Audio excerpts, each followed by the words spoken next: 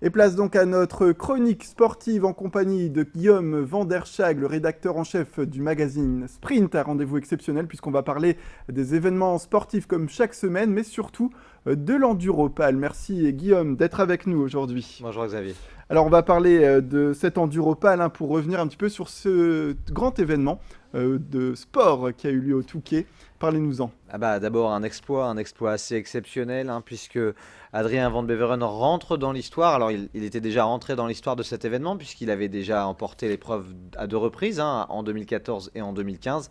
Mais là, il devient carrément le tout premier pilote à boucler le Dakar juste avant l'Enduropal et à réussir à remporter l'Enduropal dans la foulée, alors que ce sont vraiment deux épreuves très très distinctes. Le rallye raid, il y a beaucoup de navigation, c'est très très très difficile physiquement, avec parfois des spéciales de 4 heures, 5 heures, 6 heures. Et puis il a eu à peine 15 jours pour se remettre de ce Dakar et pour s'entraîner et se remettre en configuration course de sable. Et malgré tout, il a géré une parfaite course d'attente sur cette édition. Alors, tout est parti très vite. Alors, pour la première fois, d'abord, les pilotes sont partis en deux vagues, avec 30 secondes d'écart. C'est surtout pour éviter les accidents en bout de ligne droite. Et d'ailleurs, ça s'est plutôt bien passé. Il n'y a pas eu d'accident majeur, contrairement à d'autres années. Et donc, Milko Potisek, qui avait clairement une revanche à prendre, est parti très très fort. Lui qui n'avait pas pu participer l'an dernier parce qu'il s'était blessé lors du Supercross au Grand Stade en 2014. Du coup, l'édition 2015, eh bien, il n'avait pas pris part. On se rappellera que Milko Potisek avait failli l'emporter en 2013. Du coup, il était vraiment venu au Touquet avec le couteau entre les dents et ça s'est vu. Il a réalisé une première heure de course parfaite. Et puis derrière, il y avait Steve Ramon, Axel Van de Sande, Jentel Mertens et puis un peu plus loin, Adrien Van Beveren et Jean-Claude Mousset, qui à 44 ans a participé à son dernier Touquet, qui était un petit peu en attente. Et puis progressivement, la course s'est décantée. Axel Van de Sande est vraiment revenu aux avant-postes. Et puis Milko Potisek qui a dû abandonner sur problème mécanique. Il a calé, il n'a pas réussi à redémarrer. Peu à peu, Adrien Van Beveren. Van Beveren, justement, qui s'est imposé, mais surtout au dernier tiers du temps, c'est ça? Oui, absolument. C'est d'ailleurs là qu'on a vu sa parfaite gestion de la course. Progressivement, il est revenu aux avant-postes en compagnie de Jean-Claude Mousset.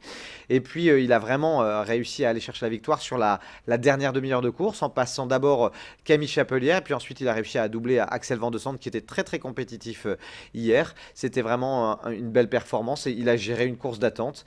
Ça montre aussi que physiquement, il était tout à fait au point parce que il a attendu son heure et puis il était peut-être le plus frais physiquement lors de la dernière heure de course.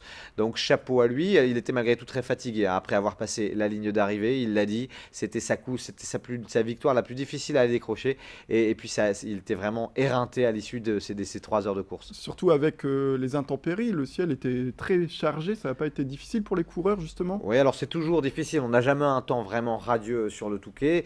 D'abord, le sable était très très mou, donc au bout de 45 minutes de course, il y avait déjà vraiment la piste qui était très défoncée. Et puis il y a eu un peu de pluie à partir de la mi-course, il y a eu un peu de précipitation.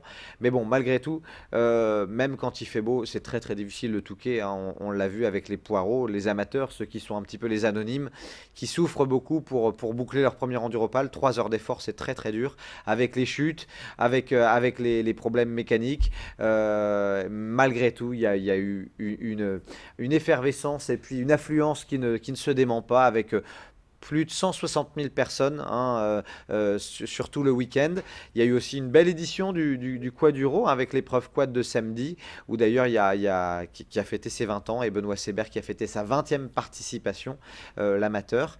Et, puis, et disons-le, Van Beveren qui aujourd'hui marque l'histoire du Touquet. Oui, clairement, en plus il n'a que 25 ans, Adrien Van Beveren, donc il va pouvoir en gagner d'autres.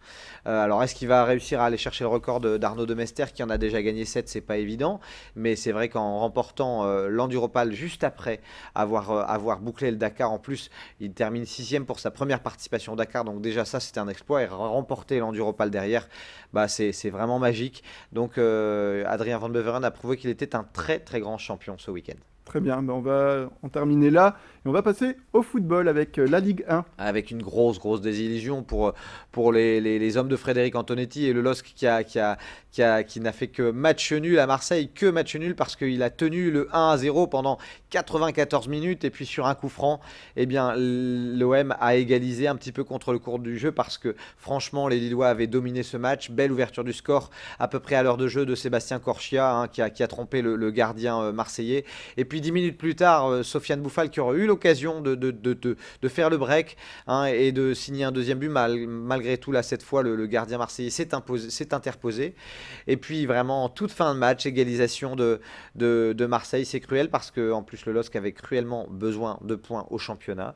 Malgré tout, l'état d'esprit y était. Ce qui montre que le LOSC a réussi à rester sur la dynamique de cette belle demi-finale de Coupe de la Ligue face à Bordeaux.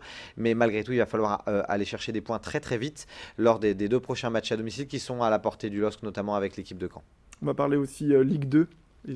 Oui, avec la Ligue 2, où là, un match nul du côté de Valenciennes face au Red Star. Alors, c'est un bon match nul, parce que Valenciennes ne perd plus, mais Valenciennes a toujours autant besoin de points au championnat, donc il va falloir rebondir très vite. Et puis, du côté du Racing Club de Lens, là, c'est carrément un coup d'arrêt, une défaite au Havre. Le Racing qui n'avait pas perdu en championnat depuis début octobre, ça faisait 12 journées de Ligue 2 sans défaite. Et là, les hommes d'Antoine Compoiré sont tombés au Havre, mais ils restent plutôt bien placés au niveau du classement, et ils peuvent revenir. En tout cas, ils en ont le potentiel. Et donc pour le basket, on en a fini avec le foot. Qu'est-ce qui s'est passé? Un mot de basket d'abord au honneur aux filles avec le SBVA qui s'est imposé à domicile ce dimanche face à Angers 69-54. Du coup, le SBVA fait un joli rapproché et refait partie du trio de tête en Ligue féminine. Dans le derby, le Hainaut a battu Calais, puis Arras a perdu à Nantes. Puis il y avait aussi de la Pro B ce week-end avec vendredi soir un derby où Lille a battu le Portel 63-50. C'était vendredi soir. Orchy à l'inverse, à domicile, s'est incliné face à Denain 79-89. C'est dommage parce que les Orchésiens avaient fait le plus dur après un départ catastrophique en revenant à hauteur à 67-67, mais lors du dernier quart-temps, eh bien Denain a fait la différence. Orchy est au plus mal au classement de Pro B. Un petit mot aussi, toujours en Pro B, pour dire que Boulogne, tout en haut, a battu hier Toulon et du coup, les Boulonnais ont pris la tête de Pro B. Et donc, on va parler aussi judo avec un grand événement qui a marqué ce week-end, c'est l'Eurométropole Masters de judo. Absolument, un très bel événement. C'était la 8e édition, ça s'est passé du côté de Mouveau et depuis 2009, l'événement n'a cessé de grandir. 580 judokas étaient présents, donc c'est un record d'affluence. Il y a eu aussi un record au niveau de la participation des athlètes féminines. 16 nations représentées, ce sera le seul petit record qui n'a pas été battu, puisque leur record, ça doit être 17 ou 18 nations. Mais en tout cas, le comité Nord de judo et Anthony Dangre, l'organisateur, peuvent être très fiers. C'était une magnifique manifestation. Très bien. Peut-être un dernier mot sur le rugby, peut-être? Oui, 2 infos en bref pour terminer. D'abord en rugby, vous dire que nos rugbymen lillois, le LMR, s'est incliné sèchement 22-0 à Vannes contre le leader. Donc on sait un petit peu plus où se positionne le LMR. Vannes, ce sera un très gros adversaire pour les playoffs et l'accession peut-être en Pro D2. Et puis un petit mot des championnats régionaux de cross pour dire que sur le cross long, c'est le Tourquenois, Jamel Bachiri, qui s'est imposé assez logiquement. C'est l'un des fers de lance de l'athlétisme hors stade et des crosses au nord de Paris depuis plusieurs années maintenant. Très bien. Et bien voilà pour le grand programme du week-end qui a eu lieu au niveau sportif. Merci beaucoup Guillaume van der Schaag d'être venu sur ce plateau pour nous parler de tout cela. C'est la fin de cette édition. Merci à toutes et à tous de nous avoir suivis. Tout de suite, la météo et l'infotrafic.